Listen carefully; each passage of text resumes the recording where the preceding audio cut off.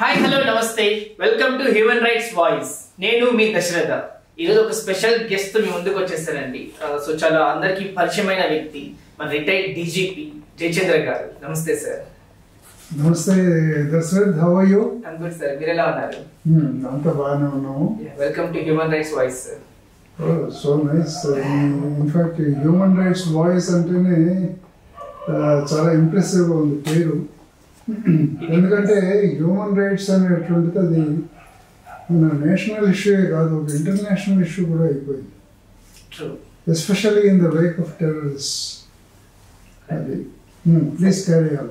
ఇప్పుడు మనం చూస్తుంటే ఇలాగో టాపిక్ వచ్చింది కాబట్టి మానవ హక్కుల ఉల్లంఘన అనే టాపిక్. ఇప్పుడు మనం చూస్తుంటే burning issue Bagram air base airport లో మనకి దోహా అగ్రిమెంట్ గురించి కావచ్చు, మన ట్రంప్ నో టు ట్రంప్ అని చెప్తూ ఉన్నారు. ఈ ఎయిర్ బేస్ మీద ఈ మానవ హక్కుల ఉల్లంఘన ఏది జరుగుతుందో దాని మీద మీ అభిప్రాయం ఏంటి సార్?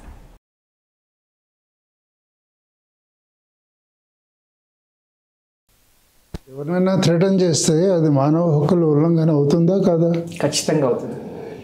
ఈ మధ్య ట్రంప్ గారు ఏమన్నారు, ఆఫ్ఘనిస్తాన్ను ఉద్దేశించి బాగ్రామ్ ఎయిర్పోర్ట్ ఇదివరకు మేము మెయింటైన్ చేసాము, దాన్ని మాకు తిరిగి ఇవ్వండి, లేని పక్షంలో కాన్సిక్వెన్సెస్ చాలా తీవ్రంగా ఉంటాయి. ఇట్లా ఎవరైనా మాట్లాడతారా? ఇది మరి ఇంటిమిడేషన్ అంటే థ్రెటన్ చేయడం అనమాట. ఇది మరి మానవ హక్కుల యొక్క ఉల్లంఘనే కదా. ఖచ్చితంగా అవుతుంది అది. ఈ ఎయిర్ బేస్ గురించి చరిత్ర ఏంటి అంటే నిజంగా ఎవరు కట్టారు ఏంటి అసలు దీని గురించి? ఇది 1950s అప్పటి ఆఫ్ఘనిస్తాన్ యొక్క మహారాజు కింగ్ జహీర్ షా అని ఉండేవారు. ఆయన కట్టించారు, వాళ్ళ దేశం కోసం ఆయన కట్టించుకున్నారు. ఎందుకంటే ఆ ప్లేసు చాలా చక్కగా చదునైన ప్రదేశం, ఒక పెద్ద ఎయిర్పోర్ట్కి ఎంతో అనువుగా ఉంటుంది, అక్కడ వాతావరణం కూడా బాగుంటుంది. అందుకని అక్కడ ఆయన కట్టించారు. ముందు చిన్నగానే ప్రారంభించారు, కానీ నెమ్మదిగా అది ప్లేస్ బాగుండటంతో ఈ యొక్క బాగ్రామ్ ఎయిర్పోర్టు బాగా డెవలప్ అయింది. ఓకే. అటు తర్వాత ఏంటంటే ఎయిర్పోర్ట్ బాగుంది, అందరి కళ్ళు దాని మీదనే పడ్డాయి. తర్వాత ఈ యొక్క యుఎస్ఎస్ఆర్ అంటే ఆ రోజుల్లో union of Soviet socialist republics అని అనేవారు. అంటే రష్యా విడిపోక ముందు యుఎస్ఎస్ఆర్ స్ప్లిట్ అయ్యి అందులో మేజర్ పోర్షన్ రష్యాగా మిగిలిపోయింది. మిగిలిన చిన్న భాగాలని బయటకు వచ్చాయి. సో ఆ కమ్యూనిస్ట్ రష్యా ఏదైతే ఉండేదో దాన్ని యుఎస్ఎస్ఆర్ అని అనేవారు. రష్యన్స్ 1960s అనుకుంటాను వాళ్ళు దాన్ని ఆక్యుపై చేసుకున్నారు, ఈ ఎయిర్ బేస్ని. ఎందుకంటే అది ఒక ఇంపార్టెంట్ ఎయిర్ బేసు, రష్యాకి పక్కనే ఉంది. తర్వాత ఆ ఎయిర్ బేస్ని ఉపయోగించుకుని అనేక ప్రయోజనాలు పొందవచ్చు, కమ్యూనిస్ట్ మూమెంట్ను కూడా మనం వ్యాప్తి చేయవచ్చు అనేటువంటి ఉద్దేశంతో రష్యా వాళ్ళు దాన్ని ఆక్యుపై చేసుకున్నారు. తర్వాత ఆఫ్ఘన్స్ రష్యాకి మధ్య చాలాసార్లు ఈ ఎయిర్పోర్ట్ గురించి అనేకమైనటువంటి పోరాటాలు జరిగాయి. అనేక సార్లు ఆఫ్ఘన్లు కూడా ఓడిపోయారు. కానీ చివరికి రష్యా వాళ్ళు ఈ యొక్క యుఎస్ఎస్ఆర్ స్ప్లిట్ అయిపోయిన తర్వాత ఈ యొక్క ఆఫ్ఘనిస్తాన్ని ఎయిర్ బేస్ని కూడా వదిలేయడం జరిగింది. ఇంకా మరి మధ్యలో ఈ ట్రంప్ పిక్చర్లోకి ఎందుకు వచ్చాడు, ఎందుకు ఇట్లా క్రిమినల్ ఇంటిమిడేషన్ చేశాడు అనేటువంటి ఒక ప్రశ్న ఉదయించవచ్చు. ఖచ్చితంగా సార్, అవును. అది ఎందుకంటే మీకు సెప్టెంబర్ 2001 అటాక్స్ బాగా గుర్తున్నాయి కదా. సెప్టెంబర్ 11, 2001 అనేటువంటి ఆ డేట్ ఎవరు మర్చిపోలేరు. ఆ రోజులలో ఒసామా బిన్ లాడెన్, అల్ ఖైదా యొక్క లీడర్, ఆయన అమెరికాలో ఉండేటువంటి అనేకమైనటువంటి స్థానాలని ఒక్కసారిగా టెర్రరిస్టులతో అటాక్ చేయించాడు. సుమారు ఒక 18 మందో 19 మందో టెర్రరిస్టులు వెళ్ళి వివిధ ప్రాంతాలని అమెరికాలో అటాక్ చేయడం జరిగింది. చాలామంది చనిపోయారు కూడా. అటు తర్వాత ఇతన్ని బిన్ లాడెన్ ఎట్లన్నా పట్టుకోవాలని చెప్పేసి అమెరికా వాళ్ళు ఆఫ్ఘనిస్తాన్ని అడిగి, మేము ఇక్కడ ఆఫ్ఘనిస్తాన్లో ఇక్కడ కొంతకాలం పాటు నివాసం ఇక్కడ ఏర్పరచుకొని ఈ బిన్ లాడెన్ని పట్టుకుంటాము అని చెప్పడం జరిగింది. దానికి అందరూ ఒప్పుకున్నారు. ఒప్పుకొని అమెరికన్స్ సమ్ టైమ్ ఇన్ 2001 ఈ బాగ్రామ్ ఎయిర్పోర్ట్ని స్వాధీనం చేసుకున్నారు. చేసుకుని దాన్ని బాగా డెవలప్ చేశారు. సుమారు 4 కిలోమీటర్ల పొడవైనటువంటి రన్వేని వాళ్ళు అక్కడ కట్టారు. అంటే ఎంత పెద్ద ఫ్లైట్ అయినా కొన్ని వేల టన్నులు బరువు ఉన్నటువంటి ఆయుధ సామగ్రిని క్యారీ చేసేటువంటి ఫ్లైట్ కూడా అక్కడ దిగగలదు, ఎంతో సులువుగా దిగగలదు. ఆ విధంగా వాళ్ళు అమెరికన్స్ బాగా డెవలప్ చేశారు. వాళ్ళ యొక్క ఆయుధ సంపత్తిని అంతా కూడా అక్కడ దాచారు. ఉపయోగించడం కోసమని, ఎటువంటి యుద్ధం కోసమనన్నా కానీ పనికొస్తుందని. పైగా ఆ ప్లేస్ చైనాకి పక్కనే ఉంది, రష్యాకు కూడా దగ్గరలోనే ఉంది. ఈ విధంగా బాగ్రామ్ ఎయిర్పోర్ట్ అనేటువంటిది ఒక ముఖ్యమైనటువంటి స్థానాన్ని సంతరించుకుందన్నమాట. సో ఆఫ్ఘనిస్తాన్ కూడా నో టు ట్రంప్ అని చెప్పేస్తూ ఉన్నారు.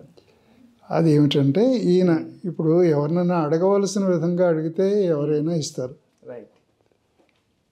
నువ్వు అమెరికాకి అది హ్యాండ్ ఓవర్ చేయాలి, లేకపోతే ఏం చేస్తానో చూడు, కాన్సిక్వెన్సెస్ సీరియస్గా ఉంటాయి, ఇట్లాగైనా అడిగేది. ఇట్లా ఆయన అడిగారు. మరి ట్రంప్ గారు ఈ విధంగా మాట్లాడడం వల్ల వాళ్ళు కూడా ప్రాణం పోయినా మేము ఇవ్వమని చెప్పేసి ఆఫ్ఘనిస్తాను యొక్క ప్రైమ్ మినిస్టరు జవాబు చెప్పారు. అయితే ఇప్పుడు లేటెస్ట్గా జరిగినటువంటి వ్యవహారం ఏంటంటే, ఇండియా కూడా ఆఫ్ఘనిస్తాన్ని సపోర్ట్ చేస్తూ ఉంది. ఇప్పుడు ఆఫ్ఘనిస్తాన్లో గవర్నమెంట్ తాలిబాన్లు మొన్నటి వరకు టెర్రరిస్ట్గా పరిగణించబడేవారు. అమెరికా అయితే వాళ్ళని ఇప్పటిదాకా టెర్రరిస్టులనే అంటుంది తాలిబాన్స్. వాళ్ళు గవర్నమెంట్ ఫామ్ చేసిన తర్వాత ఇండియా ఓకే అది ఒక గవర్నమెంటే కదా, వాళ్ళు చక్కగా ఎన్నికలు అవి జరుపుకొని చక్కగా నడుపుకుంటూ ఉన్నారు అని చెప్పేసి ఆ ఆఫ్ఘనిస్తాన్ గవర్నమెంట్ని కూడా మన ఇండియన్ గవర్నమెంటు అంగీకరించింది. అంతేకాదు, ఈ మధ్య ఈ బాగ్రామ్ ఎయిర్పోర్ట్ మీద అమెరికా ఈ యొక్క ఇంటిమిడేటింగ్ వ్యాఖ్యలు అవి కూడా చేసిన తర్వాత ఇండియా ఏమందంటే, ఆఫ్ఘనిస్తాన్ కూడా మనకి చాలా ముఖ్యమైనటువంటి ప్రదేశం, మన యొక్క మిత్ర దేశం అది.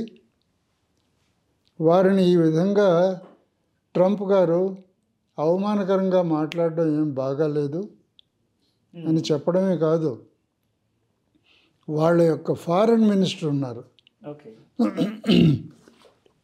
ఆ ఫారెన్ మినిస్టర్ గారిని ఇండియాకి ఆహ్వానించారు. ఈ యొక్క ఆఫ్ఘనిస్తాన్ యొక్క ఫారెన్ మినిస్టరు నెక్స్ట్ 1 వీక్ 10 డేస్లో బహుశా ఇండియా రావచ్చు, వచ్చి మన ఫారెన్ మినిస్టర్ జయశంకర్ గారిని కూడా కలవచ్చు, వీలైతే ప్రైమ్ మినిస్టర్ని కూడా కలవచ్చు. సో అయితే దీనికి ఇంత సిగ్నిఫికెన్స్ ఎందుకు వచ్చింది?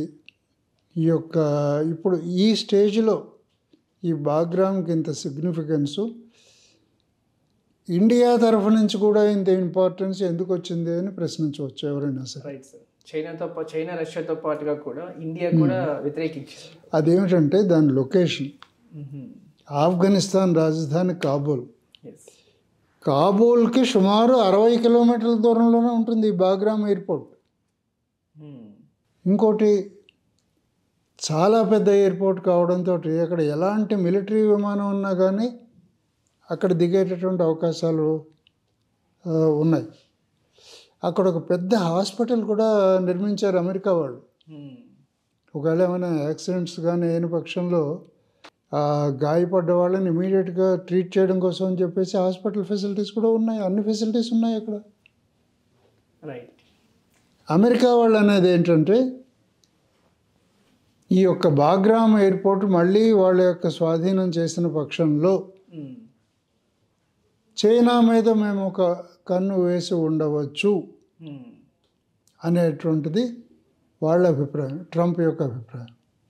మరొకటి ఏంటంటే రష్యాలో మిసైల్స్, తర్వాత ముఖ్యమైనటువంటి ఆయుధాలు తయారు చేసేటటువంటి ఫ్యాక్టరీస్ హామీ అనేటువంటి ఒక ప్రదేశంలో ఉన్నాయి. ఓకే. ఈ హామీ అనేటువంటి ప్రదేశం ఈ బాగ్రామ్కి సుమారుగా 2500 కిలోమీటర్ల దూరంలో ఉంది. అంతే, చాలా దగ్గర దూరం. 2500 కిలోమీటర్ అంటే బహుశా ఇక్కడి నుంచి ఢిల్లీ ఉన్న దూరం కూడా లేదు. సో అంత ప్రాక్సిమిటీ, అంత క్లోజ్నెస్ నుంచి ఈ యొక్క చైనీస్ యొక్క యాక్టివిటీస్ని మనం అబ్జర్వ్ చేయొచ్చు అనేటువంటిది ట్రంప్ యొక్క ఆశ. ఓకే. దాన్ని ఆయన అనవసరంగా ఇష్టం వచ్చినట్టు మాట్లాడడం ద్వారా పాడు చేసుకున్నారు. ఇంకా ఇండియా ఆఫ్ఘనిస్తాన్ ఎందుకు సపోర్ట్ చేస్తోంది అంటే, ఆఫ్ఘనిస్తాన్ ఏం జవాబు చెప్పారు ట్రంప్కి? ఎట్టి పరిస్థితుల్లోనూ మేము బాగ్రామ్ ఎయిర్పోర్ట్ మీ స్వాధీనం చేసేది లేనే లేదు అని చెప్పారు. అటువంటి ఆఫ్ఘనిస్తాన్కి ఇండియా సపోర్ట్ చేయటం వల్ల ఇండియాకి ఏమైనా ప్రతికూల పరిస్థితులు ఎదురయ్యే అవకాశం ఉందా? ఏముండవు, అదే చెప్పబోతున్నాను. ఇంకా అనుకూల పరిస్థితులే ఉంటాయి. ఎలా సార్? ఎలాగంటే, ఒకటి, చైనా వాళ్ళు మన పట్ల శత్రుత్వాన్ని వహించరు. ఈ మధ్యనే SCO కాన్ఫరెన్స్ కోసం అని చెప్పేసి మోడీ గారు కూడా చైనా వెళ్ళి వచ్చారు. అప్పుడు అటు రష్యన్ ప్రెసిడెంట్ తోటి, అదే పుతిన్ గారితో పర్సనల్గా మాట్లాడారు.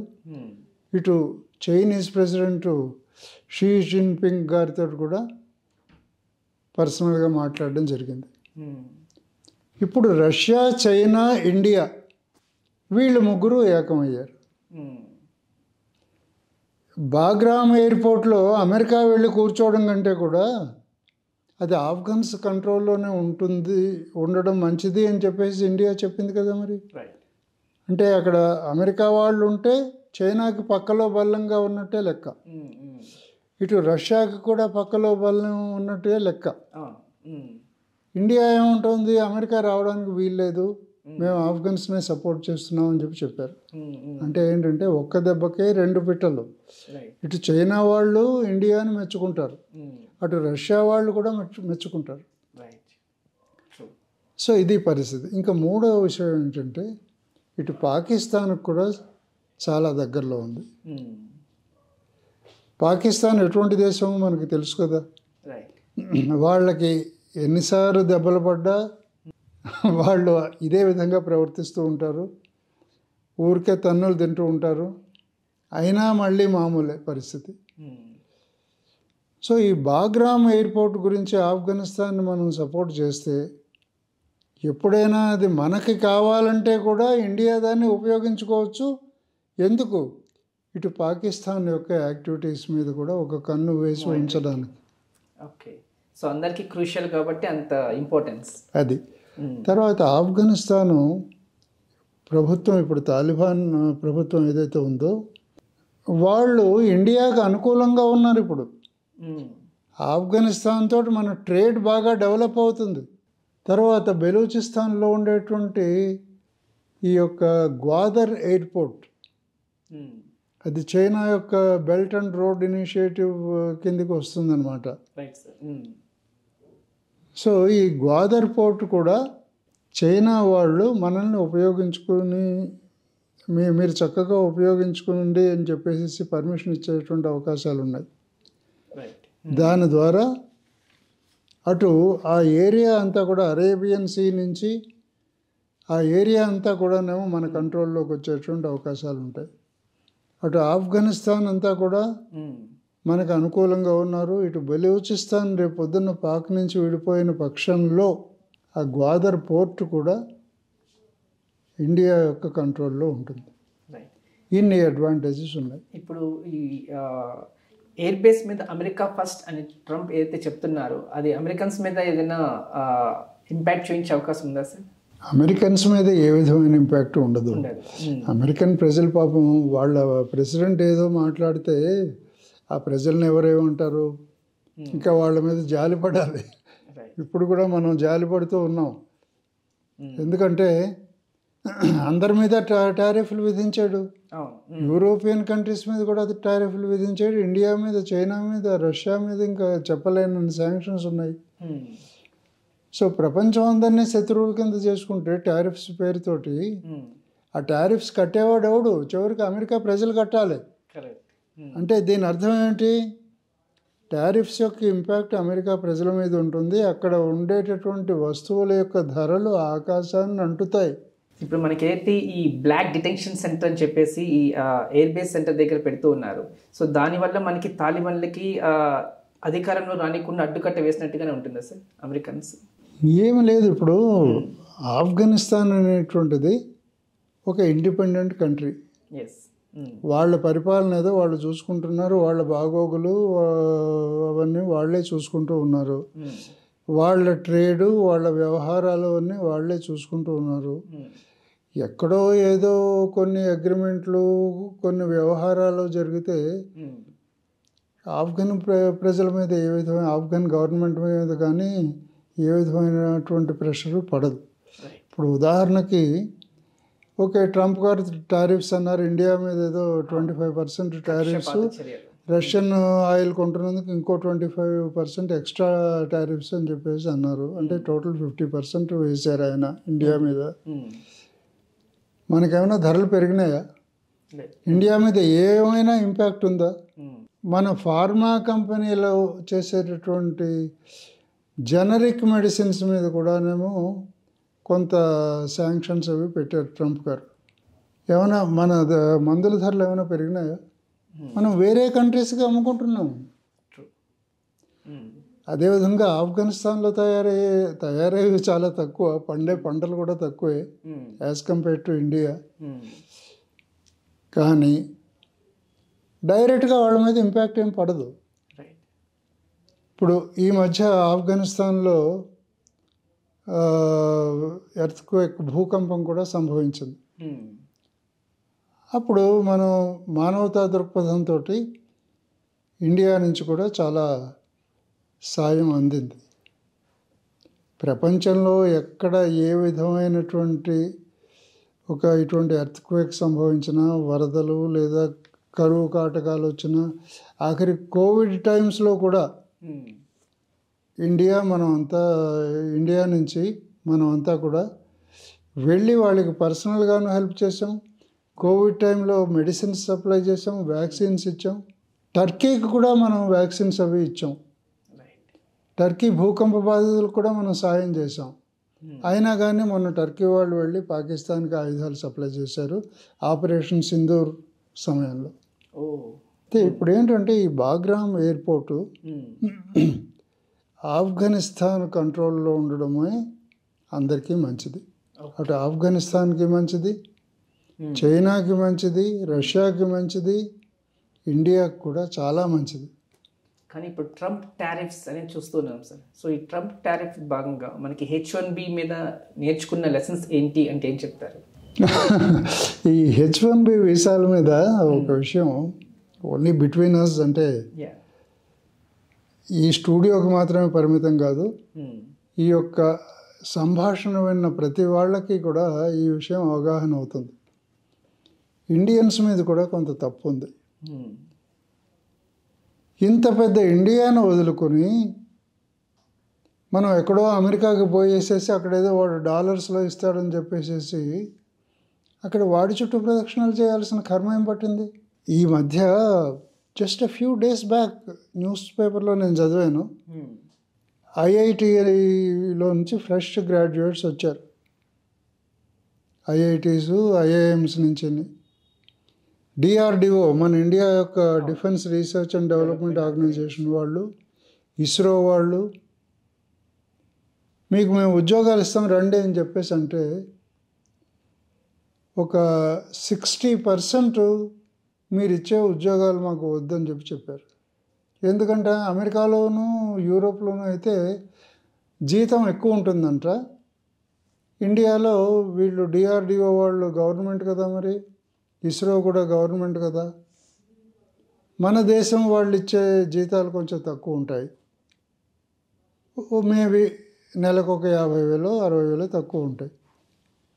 ఈ డబ్బు కోసం అని చెప్పేసి ఆశపడి ఇండియాలో బంగారం లాంటి అవకాశాన్ని వదులుకొని అక్కడెక్కడో పోయి అమెరికాని డెవలప్ చేస్తాము, లండన్ని డెవలప్ చేస్తామని అనుకోవడం అనేటువంటిది అది పొరపాటునే నేను అనుకుంటున్నాను. సో ఈ H1B వీసాల యొక్క ఎఫెక్టు ఇండియా మీద ఏం ఉండదు. ఇది కాకుండా మరొక విషయం ఏంటంటే, జర్మనీ వాళ్ళు మా దేశానికి రండి, మీరంతా కూడాను మిమ్మల్ని మీకు ఉద్యోగాలు ఇచ్చి తీసుకుంటామన్నారు. ఇలా అనేక దేశాలు మా దేశానికి రండి అంటే మా దేశానికి రండి, అమెరికా వాళ్ళు మిమ్మల్ని రిజెక్ట్ చేస్తే మా దగ్గరికి వచ్చేయండి, మేము తీసుకుంటాం. చైనా వాళ్ళు కూడా మొన్న ఒక స్టేట్మెంట్ ఇచ్చారు. అమెరికా నుంచి బయటకు వచ్చినటువంటి ఉద్యోగులు, ఇండియన్ ఉద్యోగులు మాత్రం they are welcome to China అని చెప్పారు. ఈ విధంగా అమెరికా వాళ్ళు రిజెక్ట్ చేసినంత మాత్రంలో ఏమీ పెద్ద నష్టం లేదు.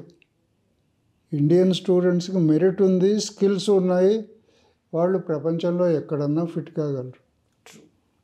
కానీ నేను ఇచ్చే సందేశం ఏమిటంటే, మన స్టూడెంట్స్ అందరికీ, మీరు మన దేశంలో పుట్టారు, మన దేశంలో పెరిగారు, మన దేశం తిండి తిన్నారు, ఇక్కడ ఇన్స్టిట్యూషన్స్లో, ఇక్కడ ఐఐఎమ్స్, ఇక్కడ ఐఐటీస్లో చదువుకున్నారు. మీరు వీళ్ళు ఇచ్చిన సర్టిఫికెట్స్ తోటి చక్కగా మన దేశాన్ని అభివృద్ధి చేయడానికి బదులుగా ఎటో వెళ్ళి ఎక్కడో ఎవరినో డెవలప్ చేస్తాము అని చెప్పేసి అనుకోవడం పొరపాటేమో.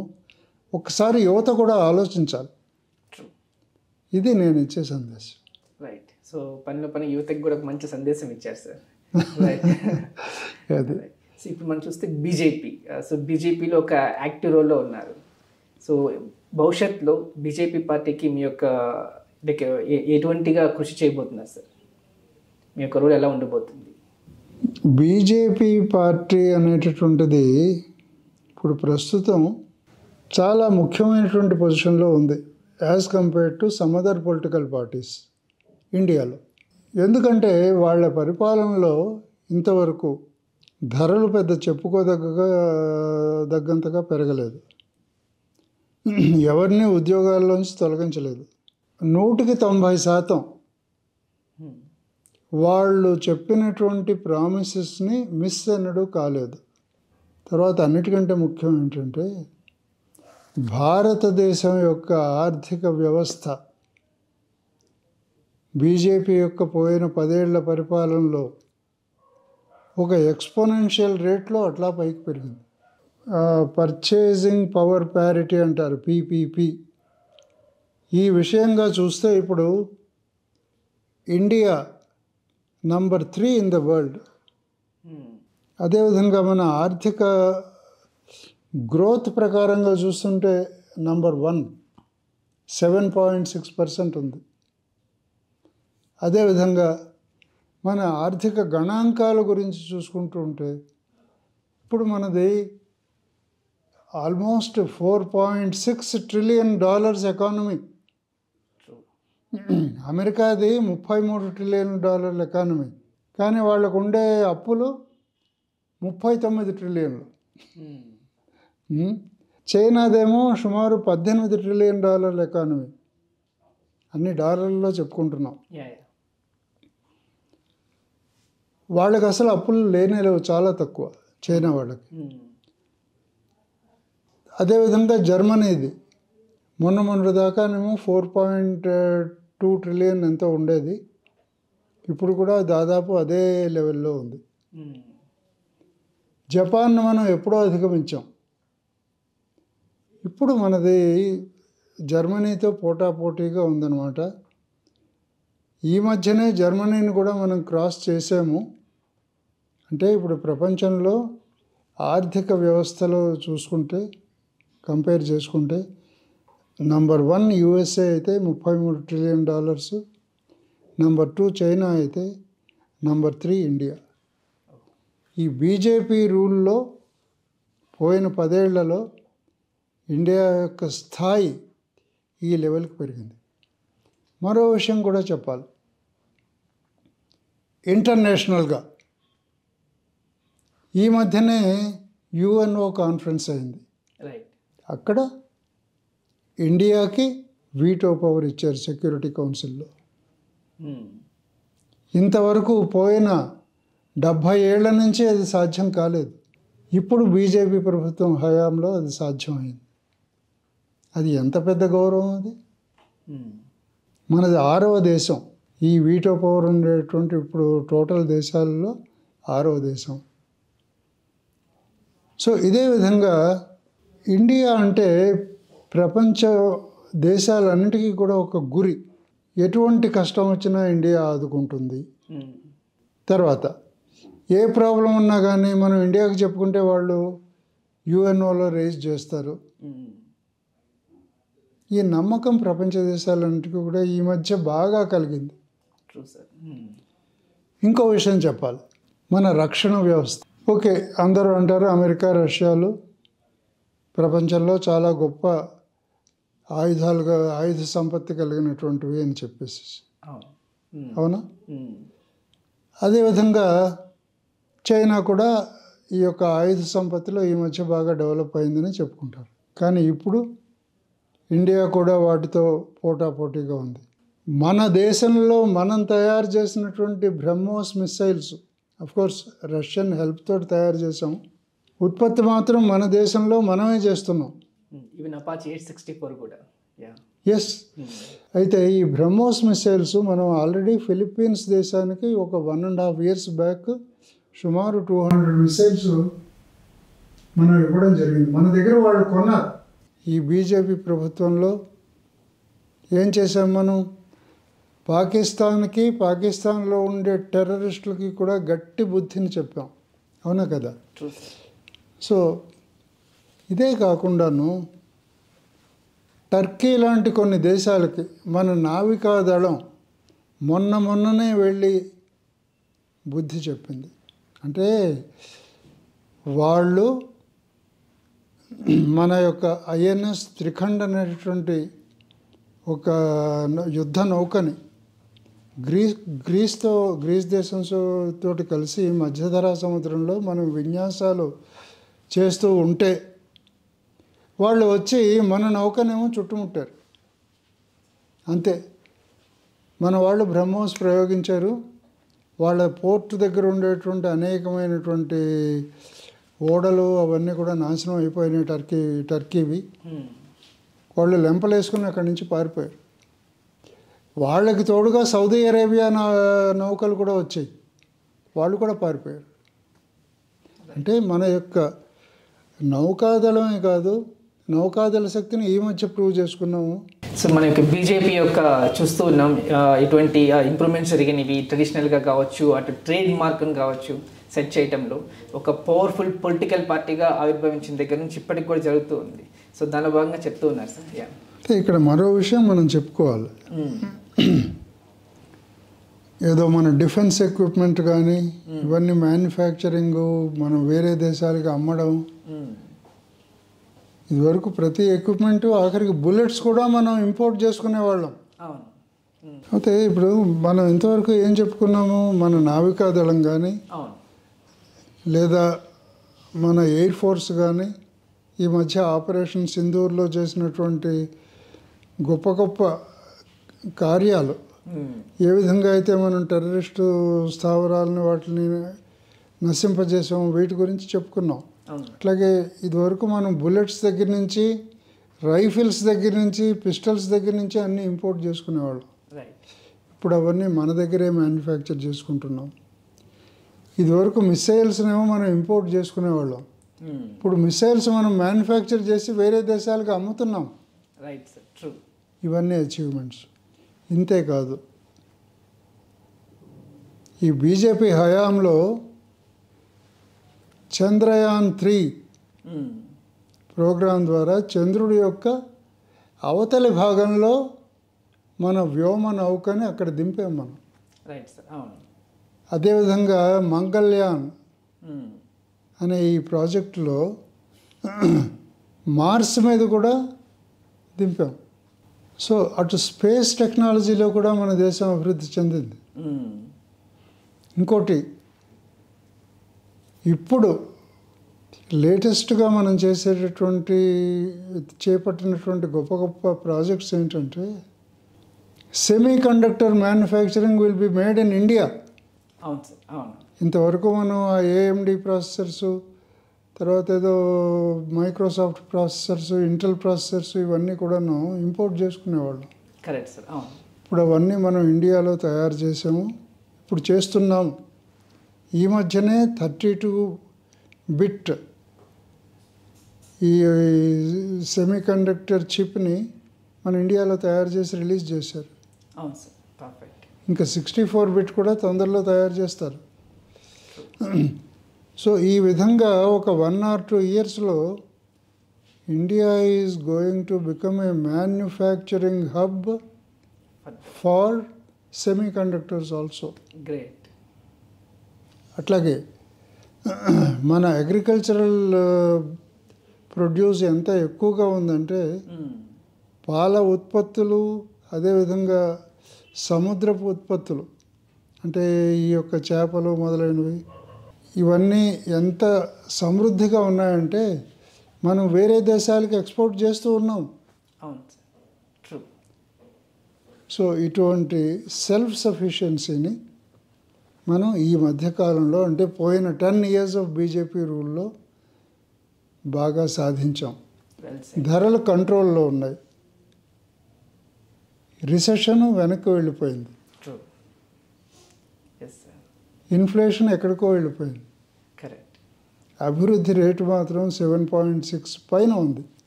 True sir. So it's all great achievement. It is so informative sir, so informative. చాలా ఇన్ఫర్మేషన్ తెలుసుకున్నాం ఈరోజు మీతో ముఖాముఖిలో. It's honour having here sir. Thank you అమ్మా, thank you very much. All the very best to you. Thank you so much sir. Yeah, ఇదండి మన జయచంద్ర గారితో ఒక ఇన్ఫర్మేటివ్ ఒక సెక్షన్ ఇది. సో మరో గెస్ట్తో మళ్ళీ కలుసుకుందాం. Till then keep watching human rights voice. నేను మీ దశరథ.